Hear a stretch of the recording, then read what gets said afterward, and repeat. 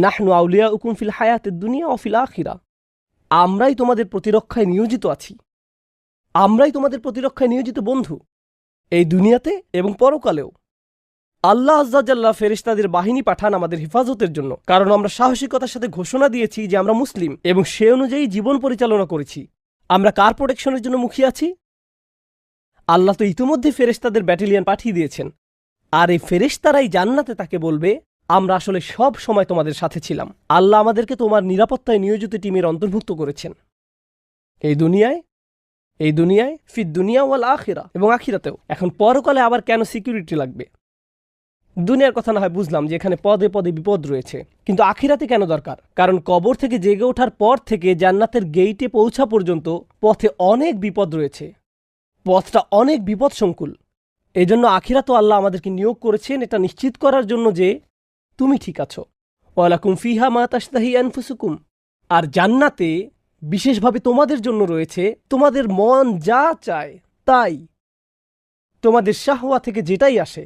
শাহওয়া মানে তীব্র ক্ষুধা, কোনো কিছুর জন্য প্রচণ্ড আকাঙ্ক্ষা। অডিয়েন্সের মাঝে বাচ্চারা আছে, প্লে স্টেশনে গেম খেলার জন্য তাদের মধ্যে প্রচণ্ড আকাঙ্ক্ষা রয়েছে। তাদের মাথায় শুধু একটা জিনিসই কাজ করে, খেলতে হবে, আমাকে খেলতে হবে, আমাকে খেলতে হবে। তারপর তারা খেলতে শুরু করে। মানুষ ভিডিও গেমে আসক্ত হয়ে পড়ে, অনেকেই মুভি দেখায় আসক্ত হয়ে পড়ে।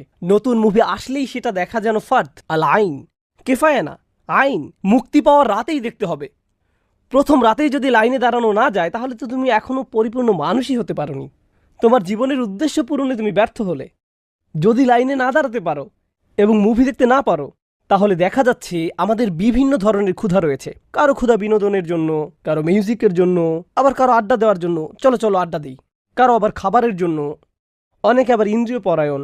আমাদের এই ক্ষুধাগুলো রয়েছে। আল্লাহ বলছেন আমি তোমাদের সকল ক্ষুধা নিবারণ করে দেব।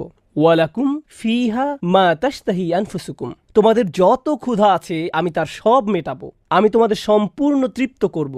তোমরা কোনো ক্ষেত্রেই অতৃপ্ত থাকবে না। জানেন, এটা কেবল শুরু মাত্র। ওয়ালাকুম ফিহা মা তাদদাউন। ব্যাপারটা সত্যি অসাধারণ। আরবিতে ইদ্দা শব্দের অর্থ হলো কোনো কিছু দাবি করা। এর আরেকটা অর্থ আত-তালাব, কোনো কিছু খোঁজ করা। তোমরা যা কিছু চাইবে। বর্তমানে আপনি এই পৃথিবীতে বাস করছি, আর আমাদের কল্পনা শক্তি সীমিত, এটা নিয়ন্ত্রিত। তাই এখন আমি কেবল আমার সীমিত কল্পনা শক্তির ভেতরেই কোনো কিছু কল্পনা করতে পারি, ঠিক কিনা? আমি এখন যা কিছু চাইব তা আমার সীমিত কল্পনা শক্তির পরিসর থেকেই। এখন রাসূলুল্লাহ সাল্লাল্লাহু আলাইহি ওয়াসাল্লাম জান্নাতের বর্ণনা দিতে গিয়ে বলেন মালা আইনু রাআত, যা কোনো চোখ দেখেনি, ওয়ালা উযুনুন সামিআত, কোনো কান কোনোদিন শোনেনি, ওয়ালা খাতারা আলা কলবি বাশার,